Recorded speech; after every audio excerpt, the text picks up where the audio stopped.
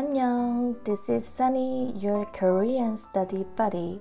In this video, I will explain 2 ways of making a Korean name and introduce some real examples. Let's get started. First, just to use your name. One thing you need to do is to pronounce and write your name in Korean. This is the most straightforward method. That's why famous foreign TV personalities who live in Korea use this method.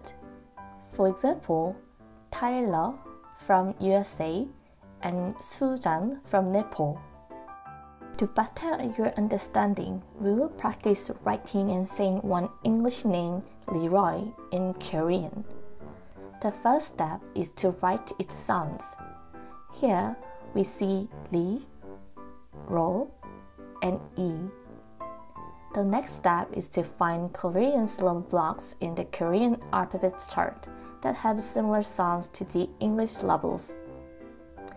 It is Lee, this is Lo, and this one is E.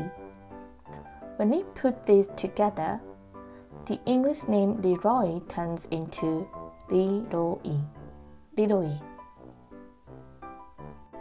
The second method is to select 2 Korean syllable blocks which have the same meaning as your name.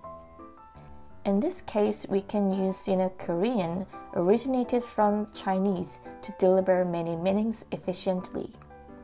Right here, we will analyze the French bishop Felix Claire Riddle's Korean name to understand this method. He lived in the 1860s in the Kingdom of Korea, Joseon, and his Korean name is Lee Bong-myung. As you can see, his Korean family name, E, matches Riddle because they sound similar. His Korean given name consists of 2 syllable blocks, 복, meaning blessing, and myung, meaning light. His French name also has similar meanings, so we can say that his Korean name is based on his French name. That marks the end of today's video. If you write your name in the comment section down below, I will write your name in Korean for the first 10 people. Thanks for watching. Annyeong!